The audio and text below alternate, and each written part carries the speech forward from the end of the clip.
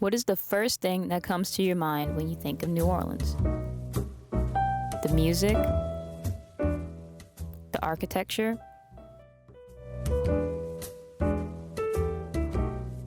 Mardi Gras?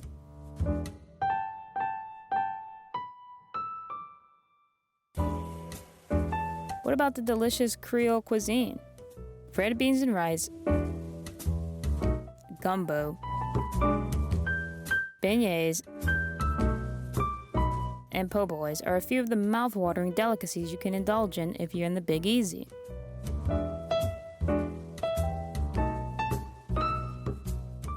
The word Creole comes from the Spanish word criollo, a variant of the word criar, which means to rise. In the 1700s, Creoles were the offspring of the Spanish and French upper class. Eventually, the term would include people of African descent and freed people of color.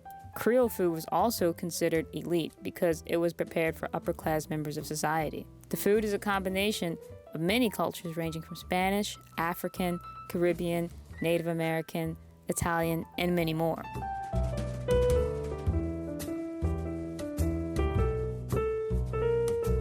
Now, before we dive into the dishes, there's one thing to remember. Creole and Cajun cuisine aren't the same. To help elaborate on this, here's someone who knows a lot about the topic.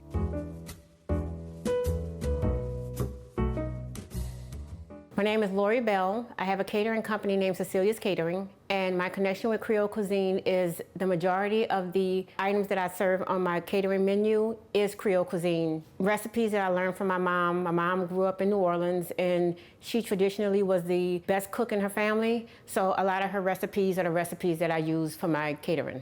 Well, Creole cuisine was created in New Orleans, and it arrived before the Cajun cuisine. The population during that time was wealthy and privileged when it came to having access to ingredients like okra, butter, cayenne pepper, and other spices. Cajun food was created in the bayou of Louisiana. The people weren't that privileged and had to hunt or grow their own ingredients. Another difference is that Creole cuisine uses tomatoes.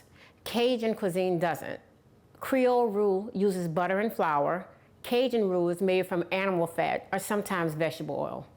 To keep it simple, think of city food when it comes to Creole cuisine and country food for Cajun cuisine. Another important part of Creole cooking is the Holy Trinity. Well, the Holy Trinity is a seasoning base that derives from the original mirepoix of France, which consisted of onions, carrots, and celery.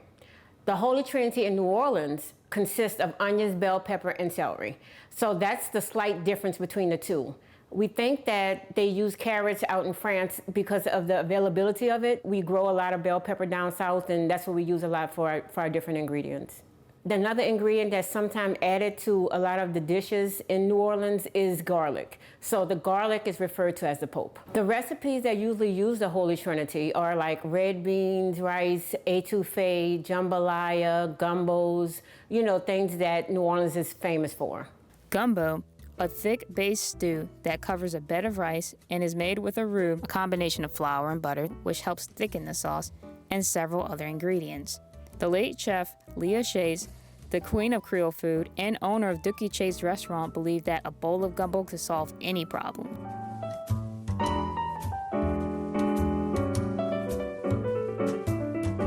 Two Creole delicacies that are about to be prepared are New Orleans-style barbecue shrimp and pralines. New Orleans-style barbecue shrimp was invented in the early 1950s by the restaurant Pascal Manali. There isn't any barbecue sauce, so the name could be pretty deceiving. It's actually shrimp kept intact, not peeled, with a butter sauce, and it's usually served with a French bread for dipping.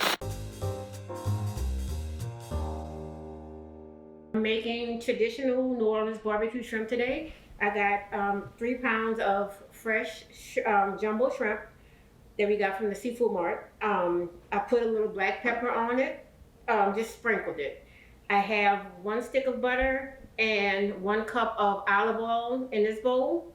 That's gonna be mixed with the spices blend that I use for the barbecue seasoning, along with a half cup of Worcestershire sauce.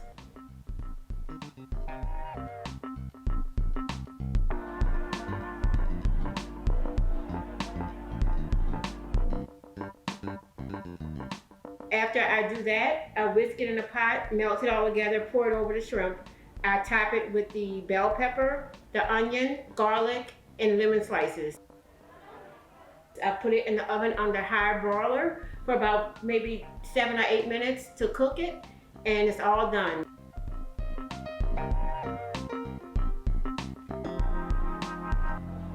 Usually we use French bread. I did a ciabatta bread and I run it through the oven to kind of warm it up a little bit, and then it's ready to be served.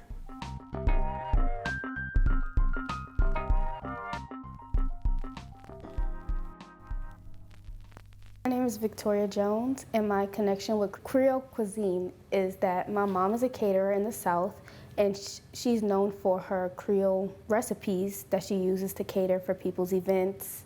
And I am the baker in her company, and my title is Sticky Vicky Sweets. I make an array of sweets from the South, such as pralines, pecan pies, but what we're focusing on today is pralines.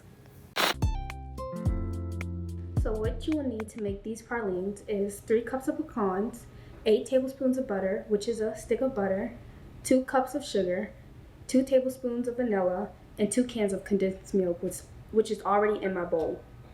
So first thing you'll do, you'll take the 2 cups of sugar, pour it in with the condensed milk that's already in, and your 8 tablespoons of butter. The pecans and the vanilla will be a later step. So then you will stir until everything is all smooth. In the microwave in increments of 2 minutes for about 3 times. So putting it in the microwave for 2 minutes for the first time. So after the 3 minutes, it should look like this. And then now we're gonna add our 3 cups of pecans and our 2 tablespoons of vanilla extract.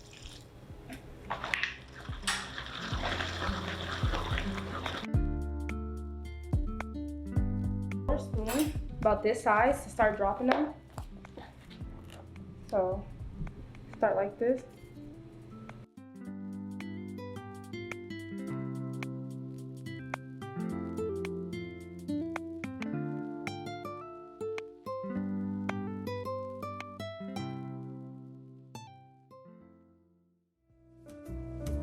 If you're craving delicious, flavorful food, look no further than Crescent City. Other cities try to replicate the recipes, but they can't replicate that authentic NOLA taste.